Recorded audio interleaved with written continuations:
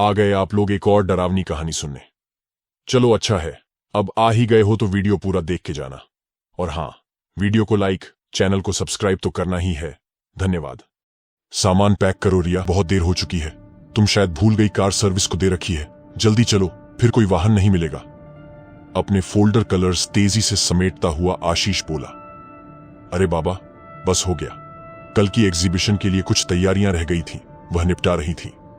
तेजी से आगे बढ़ते आशीष का पीछा करती हुई रिया बोली। कुछ कल के होने वाले इवेंट का तनाव और कुछ दिन भर की थकान से आशीष गुस्से में आ गया था और चुप था। ऐसा करना आशीष, तुम अपनी अभी एक सेल्फी निकाल लो, कल एग्जीबिशन के गेट पर लगा देंगे।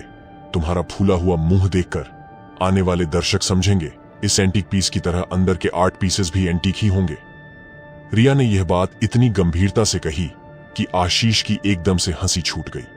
अब यह प्यारा कपल आर्ट गैलरी के कॉरिडोर से होता हुआ सड़क पर हाथ में हाथ डाले आ गया था। आशीष और रिया की मुलाकात फाइन आर्ट्स में डिप्लोमा करते हुए हुई थी। बेहद प्रतिभाशाली दोनों एक दूसरे के गुणों से जल्दी ही परिचित हो गए और अपनी पढ़ाई के पूरे होते होते दोनों ने साथ जीवन बिताने का फैसला कर लिया था। अपनी इस आर्ट स्टूडियो को बहुत मेहनत से दोनों ने खड़ा किया था और अब इस संस्थान में अनेकों छात्र अपनी प्रतिभा को निखारने आते थे। कल का दिन दोनों के लिए बहुत खास था क्योंकि वह अपनी जीवन की पहली आर्ट एग्जीबिशन लगाने वाले थे। आशीष देखो, कैब बुक कर लेते हैं। सड़क पर पसरा सन्नाटा देखकर रिया थोड़ी परेशान होते हुए बोली। रिया की बात को मानकर आशीष अपना फोन निकालने ही वाला था कि तभी सामने से एक बस तेजी से आकर रुकी। बस रुकते ही बस का दरवाजा झटके से खुल गया। बस में अंदर झांकते हुए आशीष ने पूछा, सिविल लाइंस जाएगी क्या यह बस? अंदर बैठे भावहीन चेहरे वाले व्यक्ति, जो शायद कंडक्टर था, ने कहा, हां। उसका गंभीर चेहरा देखकर आशीष कुछ सोच ही रहा था कि रिया उसका हाथ पकड़कर तेजी से बस में चढ़ गई। अरे वाह, जल्दी चलो। बस पूरी भरी हुई थी। बस बैक सीट खाली दिखाई दे रही थी। दोनों तरफ की सीट के बीच बनी लेन से गुजरते हुए दोनों पीछे तक जा पहुंचे। उस लेन से गुजरते हुए आशीष ने एक बात महसूस की कि सभी के चेहरे नीचे झुके हुए थे। पीछे बैठे हुए आशीष ने यह बात जब रिया को बताई तो वह बोली, रात का समय है, ज्यादातर लोग सो ही रहे होंगे।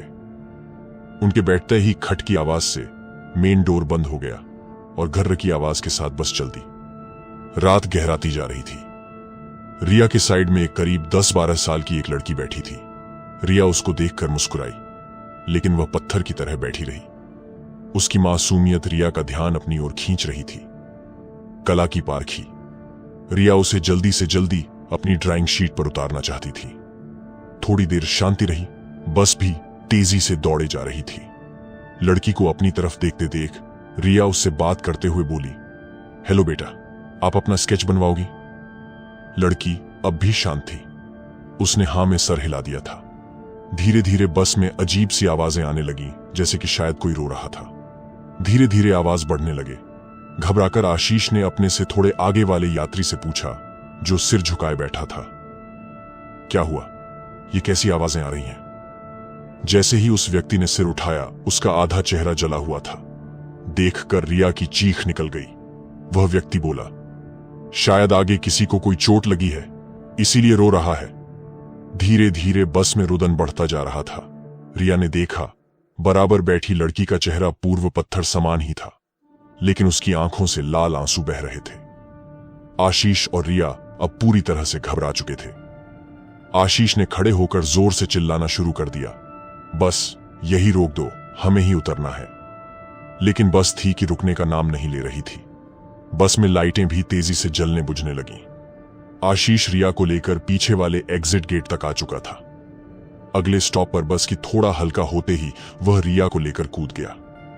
थोड़ी गति में होने के कारण रिया और आशीष को हल्की चोटें आई थी। बस तेजी से आगे निकल चुकी थी। आशीष ने उठकर रिया को सहारा देकर उठाया। अब दोनों बस जल्दी से घर पहुंचना चाहते थे। वहां से दोनों ने कैब बुक कर ली। घर पहुंचने तक रिया बेहद घबरा गई थी। आशीष ने उसको कॉपी और पेन किलर देकर सुला दिया। गिरने से उसे खुद भी बहुत जगह चोट आ गई थी।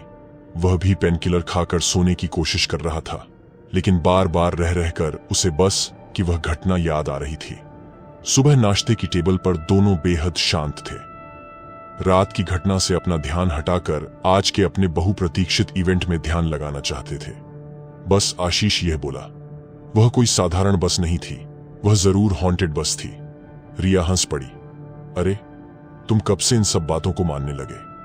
लेकिन आशीष अब उसकी किसी बात का जवाब देना नहीं चाहता था। आर्ट गैलरी जगमगा रही थी। उम्मीद के उलट काफी भीड़ को देखकर दोनों बहुत खुश थे। आशीष दौड़ दौड़कर सब व्यवस्था देख रहा था। रिया आए मेहमानों के एक समूह को किसी आर्ट पीस की विशेषताएं बताने में मग्न थी। तभी उसने देखा वह बस वाली लड़की उसकी तरफ आ रही थी। उसको देखकर रिया तेजी से उसके पास गई। तुम यहां कैसे? पूछने पर वह लड़की बोली, आपने ही तो कहा था कि तुम्हारा स्केच बनाना है, तो मैं बाबा के साथ आई हूं। अरे बुलाओ बाबा को, कहां है वह? रिया ने एंट्रेंस की तरफ झांकते हुए पूछा। वह मुझे छोड़ गए हैं आप, तब तक मेरा स्केच बनाइए, अभी आते होंगे। रिया बोली, अच्छा आओ बैठो। कहकर उसने अपनी एक स्टूडेंट से लड़की के लिए चॉकलेट लाने को कहा। उसने आशीष को भी मैसेज कर दिया कि वह वहां आ जाए। वह जल्दी से जल्दी आशीष को दिखाना चाहती थी कि देखो ये लड़की आई है। आशीष के मन में उस बस के लिए जो गलत फहमी थी उसे दूर करना चाहती थी। रिया उस लड़की को बिठाकर स्केच बनाने लगी। मैडम, ये चॉकलेट किसको देनी है? चॉकलेट लाने वाले स्टूडेंट्स ने जब रिया से पूछा तो रिया बोली, अरे इस लड़की को। और उस लड़की की तरफ मुंह करके बोली, अरे बेटा, मैं तो आपका नाम पूछना ही भूल गई। तब तक आशीष भी आ चुका था। वह बोला, किससे मिलवाना है? वह परेशान था और उसके हाथ में अखबार था। मैडम, आप किससे बात कर रही हैं? यहां तो कोई भी नहीं है। रिया को चॉकलेट देता हुआ वह स्टूडेंट आगे चला गया। अब रिया के माथे पर पसीना आ गया था।